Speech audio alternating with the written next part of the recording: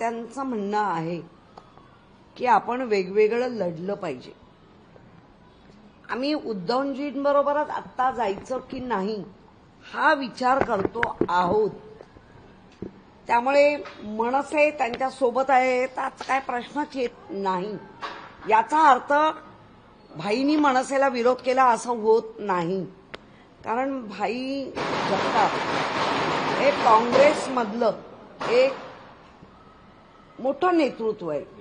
महाराष्ट्रात मुंबईत त्यांनी काँग्रेस पक्ष वाढवण्यासाठी बरेच कार्यकर्त्यांबरोबर आणि अगदी कार्यकर्त्यांबरोबर राहणारा नेता जर कोण असेल, कारण त्यांनी युनियन पण चालवलेत, तर ते भाई जगताप आहेत. भाई जगताप आणि आपल्या कार्यकर्त्यांनी किंवा त्यांची जी काही मीटिंग झाली त्या सगळ्या फळीत सगळ्यांनी जी काही मतं नोंदवली ती तुम्हाला सांगितली.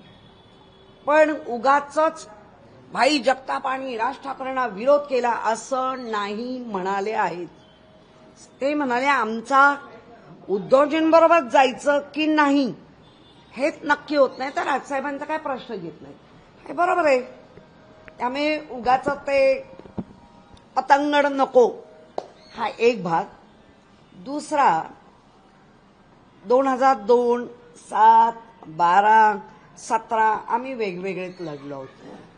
स्थानिक स्वराज्य या ज्या वेळेला विधानसभा लोकसभेच्या वेळेला वेगळे गणित होतात, कारण ती देशाची गणितं असतात.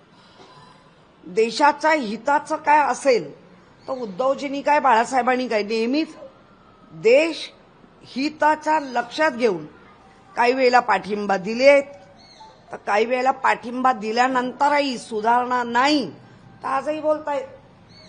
त्यामुळे देशपातळीचा निर्णय वेगळा. महाराष्ट्र पातळीवर जे आत्ताचे उपमुख्यमंत्री आहेत, जे शिवसेना उपमुख्यमंत्री आहेत, त्यांची जर तुम्ही 14 पासूनची जर भाषणं काढली तर त्यांनी चक्क मराठीत आणि अतिशय भावनिक होऊन विषय मांडलेले आहेत की भारतीय जनता पार्टी बरोबर अजिबात जायचं नाही, त्यांच्या मांडीला मांडी लावून आम्ही बसणार नाही. माझ्या कार्यकर्त्यांची काय गळचेपी होतीये ते मी पाहतोय आणि म्हणून आपण यांच्याबरोबर जाता कामा नये.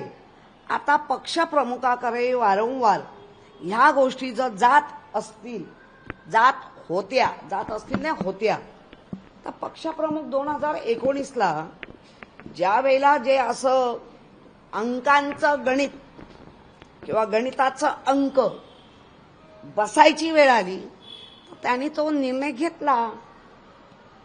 तो निर्णय घेतल्यानंतर 2.5 वर्ष पण सगळ्यांनी उभवलं पद आणि त्याच्यानंतर ही फराकत झाली. ती का झाली? अख्खा महाराष्ट्र आणि 133 देश यांनी दखल घेतली. त्यामुळे आम्ही आता जर एखादा निर्णय सर्व पक्षीयांनी वेगवेगळे त्याच्यात नवल काहीच नाही, कारण हे सगळं 2002 पासून तर कंटिन्यू होतं. इथे सतत सगळे पक्ष वेगवेगळेच लढत आहेत.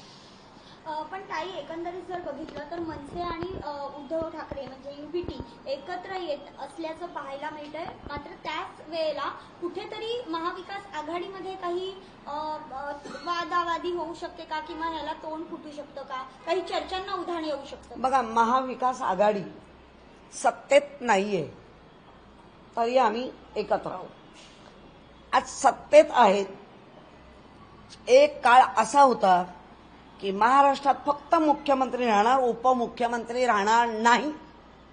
आता मला वाटतं 2-4 दिवसात किंवा 1-2 महिन्यात 5 पण उपमुख्यमंत्री होतील, कारण खुश करायचे. त्यामुळे इकडे काय होतं म्हणण्यापेक्षा मग सत्तेत का होतंय? सत्तेत एवढी का कुरबुर सत्ता आहे, पैसा आहे, सगळ्या संस्था तुमच्या हातात आहेत तरी होते आहे ना. त्यामुळे काँग्रेसचा जो संपूर्ण निर्णय घेण्याची प्रक्रिया आहे ती दिल्लीत आहे, राष्ट्रवादीची आहे ती शरद पवारांकडे आहे, आमची आहे ती उद्धवजींकडे आहे आणि राजसाहेबांचे ते राजसाहेबांकडे आहे. पण कुठेतरी विचारधारांमध्ये फरक पडतोय होणारच ना विचारधारा. मला एक सांगा, ज्या विचारधारेमध्ये गेली 25 वर्ष भाजपाने आमच्या बरोबर, म्हणजे आमचा जर महापौर असेल तर त्यांचा उपमहापौर बसला, आमच्याकडे स्टँडिंग असेल तर स्टँडिंगमध्ये 2 सदस्य जास्त द्या म्हणून घेणारे तेच होते. लगेच इम्प्रुव्हमेंट, जेवढी स्टँडिंगच्या बरोबरीची त्यांच्याकडे इम्प्रुव्हमेंट होती, इम्प्रुव्हमेंट मिळाली तर मुंबईचं जाळं बीएसटी अनेकदा घेतलेत. त्यामुळे ह्या सगळ्या गोष्टी घेऊनही अजिबात डकार न देणं हे कितपत योग्य आहे. सरकारच्या निवड आता दिवाळी संपत आली आहे, उद्या दिवाळी संपेल, त्यानंतर कुठे ना कुठे महानगरपालिकेच्या जागा वाटपासंदर्भात देखील जी आहे ती बैठका होऊ शकते. आतापासूनच प्रेशर टाकावं आणि आपल्याकडे जास्त जागा घ्यावी जर युती झाली तर, असं वातावरण बनवण्याचा प्रयत्न केला जात आहे का? सगळ्या युक्त्या क्लुप्या सगळ्या चालवणार प्रत्येक पक्ष चालवणार. म्हणजे म्हणजे आता समजा उदाहरण एक्झाम्पल, आमच्याकडनं संजय राऊत जात असतील, अनिल परब जात असतील, अनिल देसाई जात असतील, विनायक राऊत जात असतील, आणि मिलिंद नार्वे असेच जात असतील, तर ते पण आपल्या पक्षासाठी तेवढ्याच तगड्याने बोलणार ना. त्यामुळे ना आपण एकतर आधी आरक्षण येऊ दे, आरक्षणामध्ये नेमकं काय कसं कुठे ते ठरू दे, आणि प्रत्येकाचा एक वेगळा आवाज दिसतोय, वेगळं लढूया वेगळं लढूया. थोडे अजून 15 दिवस वाट बघू, कारण शेवटी ठरवणारी ती लोक आहेत. काँग्रेसचे जे मुख्य नेते आहेत, राष्ट्रवादीचे मुख्य, आमचे मुख्य, हे सगळे मुख्य ठरवणार आहेत. त्यामुळे आम्ही वाट बघतोय. राज्यातील युतीची जी घोषणा आहे ती नेमकी केव्हा होणार, यासाठी काही चर्चा सुरू आहेत का, किंवा ठाकरे बंधूंच्या काही एकत्र येण्याची घोषणा केव्हा होणार? आम्ही युतीत नाही ना, आम्ही युतीत भाजप 2 उपमहापौर, नाही, ठाकरे बंधूंची महाविकास आमची. आता अजून काय शिल्लक राहिलंय, आणि जे होईल ते तुमच्या समोरच होणार आहे. कारण तुम्ही काय शिवाजी पार्कमध्ये, आणि शिवाजी पार्कमधनं बँड्रामध्ये जायला वेळ लागत नाही. पटाक म्हणजे आपला तो पहिला जुना फोन होता ना असायचा, माचीच्या ह्याला लावून ठेवलेला, इतक्या त्वरित असा येईल तुम्हाला त्वरित.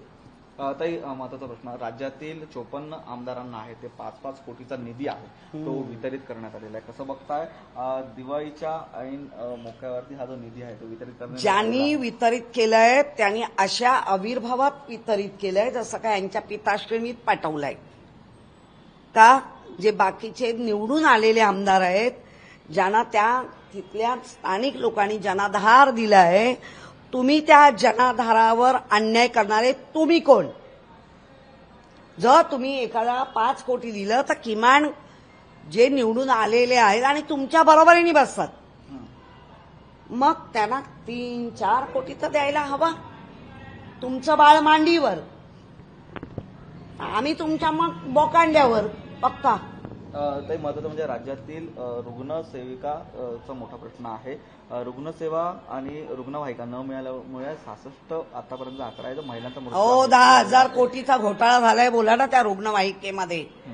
तानाजी सावंतला धरून जो काय घोटाळा झालाय त्याच्याबद्दल कुठेच नाही, आणि जे नाही घडले ते ठोकून ठोकून बोलतायत. कोण जबाबदार व्यक्ती? घडले तर काढा, पण तुम्हीच सगळ्यात बसणार, घोटाळे पण करणार आणि बोलायचं पण नाही. काल महेश कोठारेंनी एका कार्यक्रमामध्ये आहे ते नरेंद्र मोदींची स्तुती करताना विधान आहे ते केलेले. कसं बघताय, एकीकडे राजकारण, दुसरीकडे कलाकार आहेत, अशा प्रकारचे वक्तव्य करतात. नाही, ते कलाकार आहेत बरोबर आहेत. सुनबाई अडकले एका ऍक्सिडेंटमध्ये, कसं वाचवायचं अशी मुक्ताफळं सुमनं उधळल्याशिवाय, आणि जी काय एक संस्कृती तयार होते, मी नाव नाही घेणार कारण कुठल्याही जातीचा मला अपमान नाही करायचा आहे,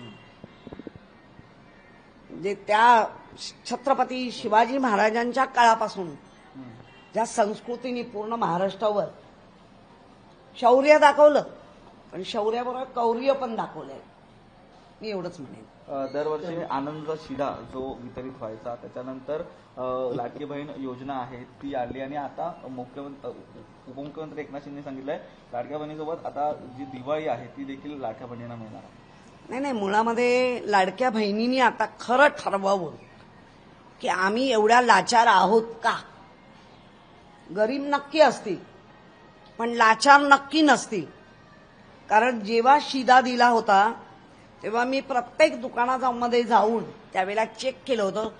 किड्यानी भरलेला रवा होता, मैदा किड्यानी भरलेला होता, साखरेची पुंगळी होती. ज्या साखरेला म्हणजे मला असं वाटतं की साखर बनत असताना भिंतीवर जेवून जाड बनते ती भिंत फोडून फोडून आणलेली. इतका गरिबीची थट्टा लोकांनी नेली नाही, फेकून दिलेली आहे.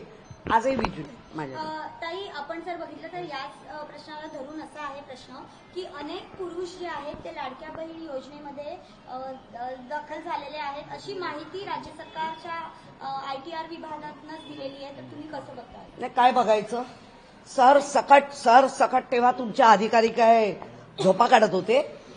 तुमच्या अधिकाऱ्यांना माहिती नाही. ज्यांनी कोणी ही योजना IAS ऑफिसर पासून सगळ्यांनी अगदी मंत्री महोदयांनी राबवली तेव्हा हे लक्षात नाही आलं. बाईच्या ठिकाणी बुवाचं नाव आहे, बुवाची नावं किरण नसतील, बुवाची नावं काय वेगवेगळे असतात ना, म्हणजे दोन्ही मिनिंगला ते अतिशय कमी असतील. 12,000च्या वर जर भावानी पैसे घेतले तर त्यांचा नाईलाज होता.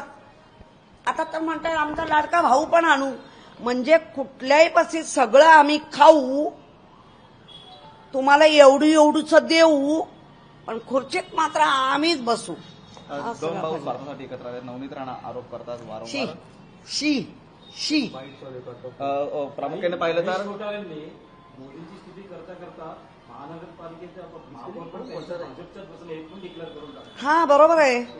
ठरवून मतदान करतात ना, त्यांचा कॉन्फिडन्स मी पाहिला. वेळ पडल्या होत्या तेव्हा बाळासाहेबांनी उद्धवजी आठवले किंवा राजसाहेब आठवतात. जेव्हा या कलाकारांवर वेळ येतात तेव्हा आता कलाकारांचं सगळंच हे वाढलं आणि सुनबाई अडकले आहेत. मग सोडवायचं असेल तर तिकडेच जायला पाहिजे असं त्यांना वाटतंय. आणि सुज्ञ नागरिक जर इतक्या हलक्या शेलक्या शब्दात बोलत असेल तर निषेध आहे. शेतकऱ्यांचं मोठ्या प्रमाणात नुकसान झालं आणि त्या नुकसानाची भरपाई आता सरकार देते, परंतु नंदुरबारचे पंचनामे अजूनपर्यंत झाले नाही. शेतकऱ्यांनी शेतकऱ्यांबद्दलचं उद्धवजी किंवा तिथले आमचे असलेले संभाजीनगरचे आमचे विरोधी पक्षनेते अंबादास दानवे किंवा आमचे खैरे बरोबर सगळी चंपी आणि मदत, सत्ताधाऱ्यांची चंपी आणि शेतकऱ्यांची मदत असं दोन्ही करतायत. ताई, एक प्रश्न असा आहे की MTDCने राज ठाकरे यांच्या दीपोत्सवाचा व्हिडिओ पोस्ट केलेला आहे, मात्र याचं श्रेय कुठेही मनसेला दिलेलं नाही. त्यांचं असं म्हणणं आहे मनसेचं की गेले 13 वर्ष आम्ही हे सगळं करतोय आणि आम्हाला एकदाही श्रेय MTDCच्या पोस्टमध्ये देण्यात आलं नाही आणि त्याचा आक्षेप ते नोंदवतात. कसं आता इलेक्शनमध्ये सगळ्यांना सगळं कळणार. 13 वर्षात 12 वर्षात त्यांना ते बोधामृत मिळालं नव्हतं, आता बोधामृत मिळालंय इलेक्शनचं बोलतील. MTDCला आत्ता कळलं, उशिरा कळलं. मग म्हणजे ते काम नीट करत नाही असं म्हणायचं का? लास्ट प्रश्न आरक्षणाचा आहे. हैदराबाद गॅजेटच्या वरून स्वतः भुजबळ आहेत ते कोर्टात जात असल्याचं त्यांनी म्हटलं. त्यांनी म्हटलं की सरकार याच्यावरती निर्णय घेणार नाही हे आम्हाला माहित होतं, म्हणून आम्ही कोर्टाची पायरी स्वीकारलेली आहे. सरकारमधीलच एक मंत्री अशा संदर्भात बोलतो. बघा, मी स्वतः मराठा आहे. मला अभिमान आहे माझ्या जातीचा. मी ज्या जातीत ज्या कुळात मी जन्माला आली त्याचा मला नक्की अभिमान आहे. पण माझ्या जातीच्या मराठा समाजाच्या जो चेष्टा चालल्या आहेत अगदी छत्रपती शिवाजी महाराजांच्या शपथा घेऊन, त्याचा फार मोठा आम्हाला तिटकार आहे. म्हणजे काय झालंय, तुमची भीक नको पण कुत्रा हवं अशी वेळ आली आहे.